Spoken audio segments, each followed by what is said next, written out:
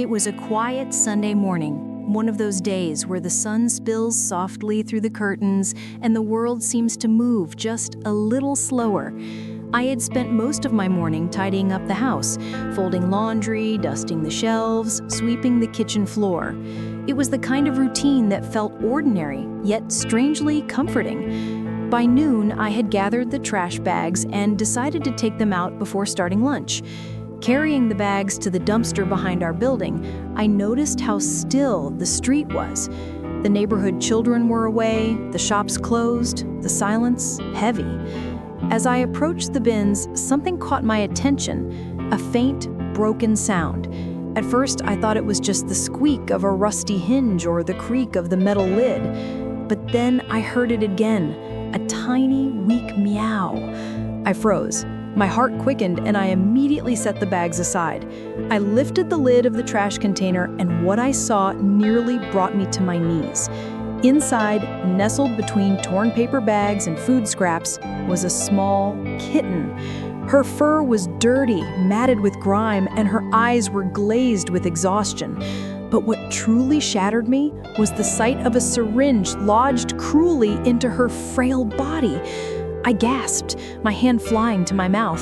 Some heartless person had thrown her away like garbage, leaving her not only abandoned, but in pain, pierced by something that should never have touched her tiny body.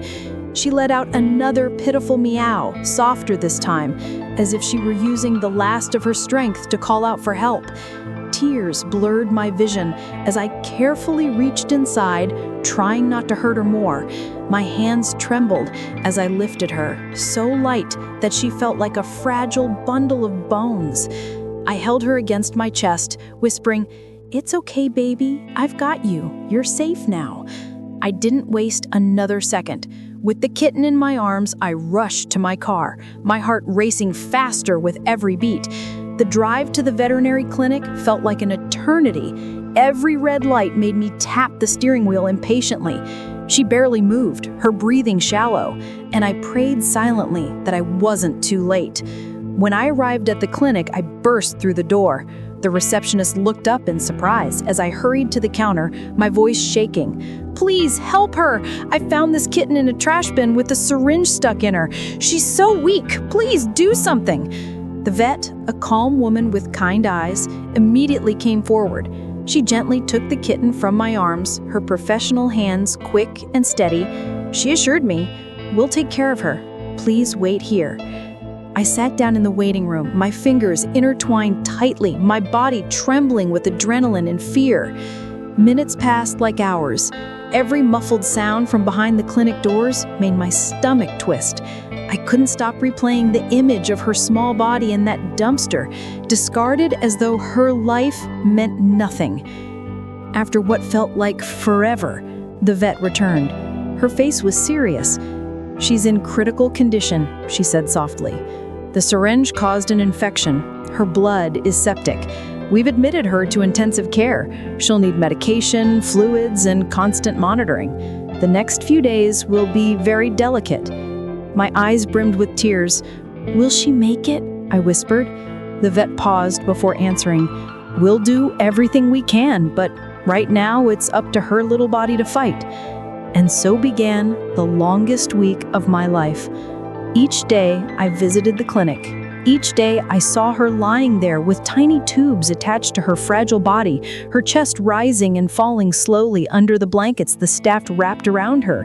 They named her Hope because that's what she represented, a small spark of hope against all odds. Some days were terrifying. The vet would tell me her fever was spiking or her breathing was unstable. I would sit by her side, whispering words of comfort, telling her to hold on. Other days brought a flicker of relief. She would eat a little, lift her head, or meow softly when I stroked her paw. I couldn't understand how anyone could hurt something so innocent. Each time I thought about it, my chest tightened with anger and sorrow. But when I looked at Hope, I knew the only thing that mattered was giving her the love and safety she had been denied. By the end of the week, the vet finally gave me the news I had been praying for. She's stable now, weak but stable. She's a fighter.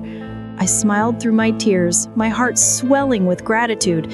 "Thank you," I whispered. "Thank you for saving her." As I looked at her tiny form, resting peacefully after the storm she had endured, I realized something. I couldn't let her go. She had been thrown away once, abandoned as though her life meant nothing, but to me, she meant everything. When the vet asked me if I wanted to foster her until she was stronger, I shook my head.